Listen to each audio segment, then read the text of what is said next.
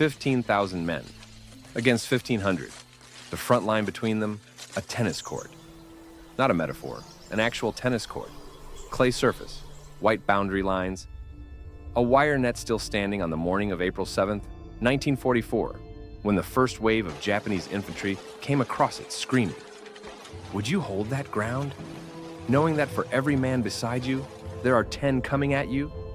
Knowing the water ran out 4 days ago? Knowing the man in the trench to your left is a cook who picked up a rifle this morning because there was no one else? This is Kohima, northeastern India, a hill station so obscure that most of the men who died defending it couldn't find it on a map before they arrived. Mountbatten called it Britain's greatest battle. Britain has fought a lot of battles. The National Army Museum voted it the greatest in British history.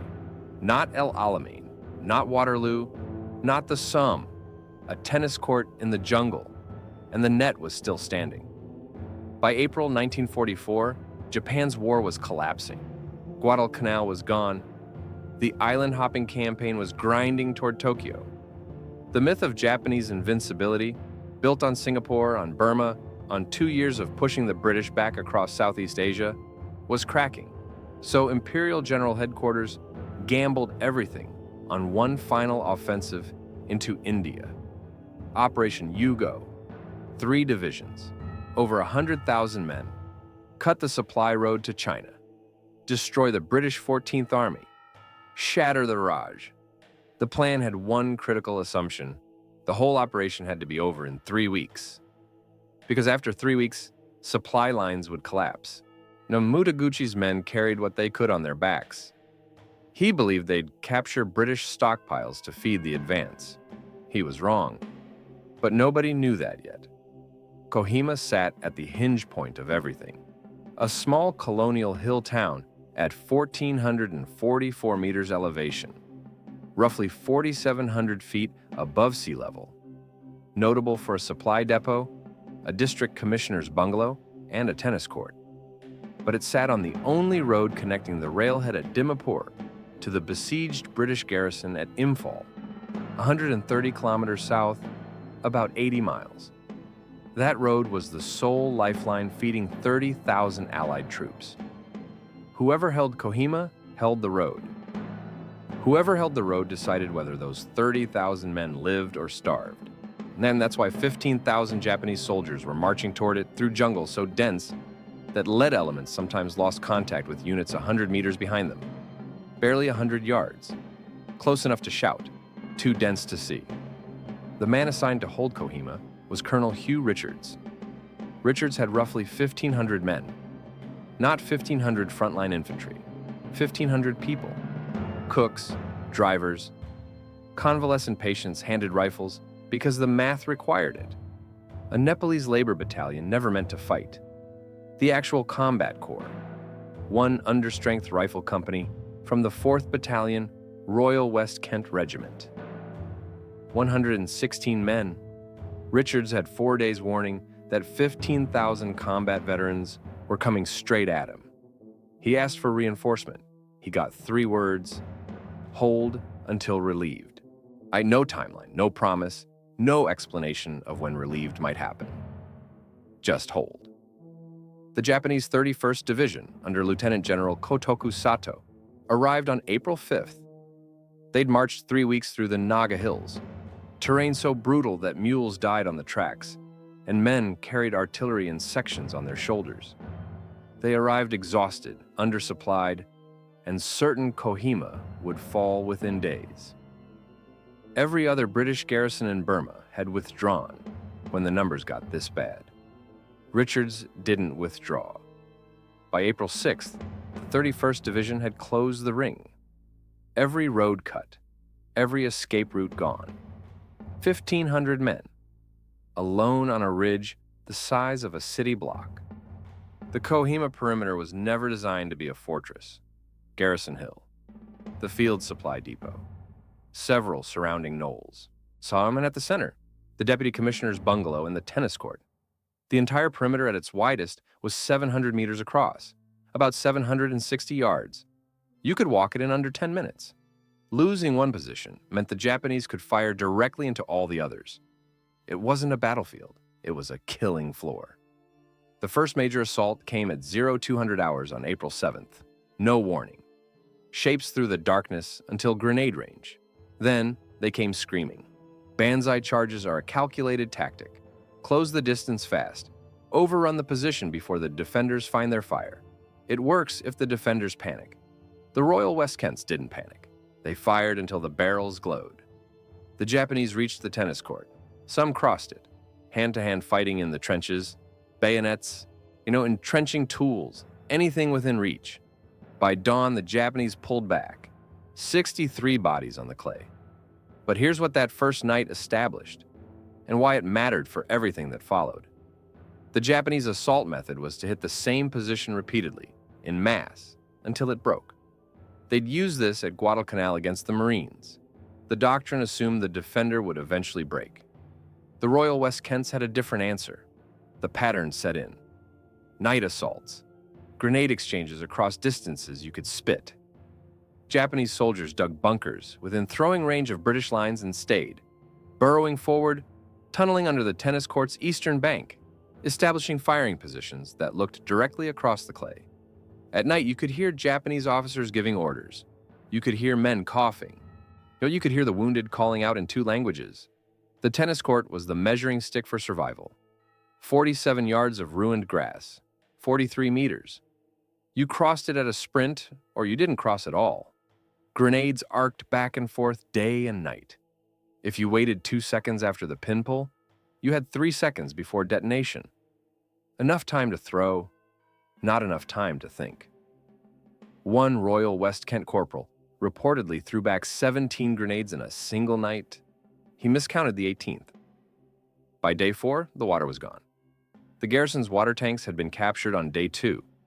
Because of that, every drop reaching the defenders came from nighttime crawls through drainage ditches, men dragging jerry cans under sniper fire. Not all of them came back. The daily ration dropped to half a pint per man. And 32 degrees Celsius, close to 90 Fahrenheit, with jungle humidity that made it feel worse. With wounded men in the aid station begging for something that didn't exist. The medical officer's report, filed in July 1944, records it in clinical language. Complete absence of morphine after April 8th. Read that again. No morphine for the wounded for 6 more days of fighting. The men who couldn't be saved from their wounds could also not be spared from feeling them. The perimeter shrank. Kuki Pike fell. The hospital overrun, patients bayoneted in their beds. The survivors pulled into a tighter ring around the bungalow. 300 meters across now, about 330 yards. Half of what they'd started with. On April 11th, the Japanese took the west side of the bungalow. The Royal West Kents held the east. Fighting room to room inside the same building. Grenades through windows. Rifle fire through walls. Richards sent a message to IV Corps requesting permission to withdraw. He could count. He knew what was coming. The request was denied. Not because anyone believed he could win, because there was no fallback position that wouldn't unravel the entire front. If Kohima fell, the road to Dimapur opened. Dimapur fell. The supply network feeding 30,000 men at Imphal collapsed. Imphal fell. And with Imphal gone, the entire British position in northeastern India unraveled. Not gradually. Fast. 1,500 men stayed, not because the strategy was sound. They stayed because there was no alternative that didn't lead to catastrophe on a scale that dwarfed what was happening to them right now. That's a different kind of courage than the kind that gets written about in regimental histories. On April 13th, a supply drop finally came. RAF Dakotas flying low over the ridge, kicking out crates. Some reached British lines. Some drifted into Japanese positions. Some landed on the tennis court, unreachable, both sides firing at anyone who moved toward them. One crate was full of boots, no ammunition. Another was full of whiskey. The men drank it. What else were they going to do? That same night, the Japanese launched their heaviest assault. 3 waves, Garrison Hill and the tennis court sector simultaneously. The fighting went to bayonets in the dark. A lance corporal named John Harmon grabbed a Bren gun, .303 caliber, 7.7 millimeter, 28 rounds in the magazine, and walked into the assault alone, not firing from the hip. He cleared a Japanese bunker at point-blank range, dragged a wounded officer back to British lines, and went back out an hour later. Shot through the spine on the third run. He died on the tennis court his regiment had been defending for 6 days. Victoria Cross, posthumous. 17 men held the Garrison Hill sector that night. 43 Japanese bodies were counted in front of it at dawn. The math still doesn't explain how. On April 18th, lead elements of the British 2nd Division reached the outer perimeter. 13 days, not the 3 Mutaguchi's plan had allocated. 13. On 3 days' supplies, but the battle wasn't over. It metastasized. The Japanese didn't withdraw. They had to be killed out of every bunker, every trench, every shattered room. Lee Grant tanks, 30-ton machines on tracks meant for desert, not mountain jungle.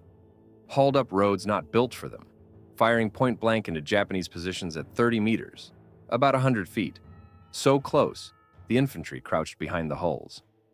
The Japanese 31st Division stopped receiving supplies in late April. Men were starving. Wounded soldiers left in bunkers with a grenade and orders to die fighting. On May 31st, Sato sent a message to Mutaguchi. When declassified decades later, it read, "The tactical ability of the 15th Army staff lies below that of cadets. He withdrew his division without orders." Unthinkable in the Imperial Japanese Army. He was court-martialed. The charges were quietly dropped because everyone involved knew he was right. Kohima Ridge was fully cleared by late May. The road to Imphal opened. Now the Japanese never threatened India again. State the numbers plainly. The original garrison, Richard's 1,500, suffered over 600 killed and wounded in the siege. The 4th Royal West Kents went in with roughly 440 men in forward positions. 61 came out unwounded. 61. Japanese losses at Kohima exceeded 4,000 dead. The wider Yugo offensive cost the Japanese 15th Army roughly 55,000 casualties. The retreat became known as the Road of Bones. And here is what those numbers actually mean. Without Kohima holding, the road opens in 72 hours. Dimapur falls. Imphal is cut off and destroyed.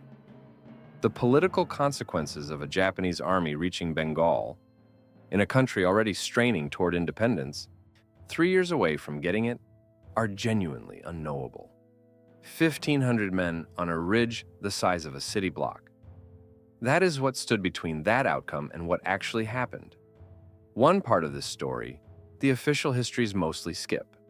The Naga people, the indigenous population of the Kohima Hills, guided British patrols through terrain no map described, carried wounded under fire, maintained supply routes that kept the relief column from collapsing.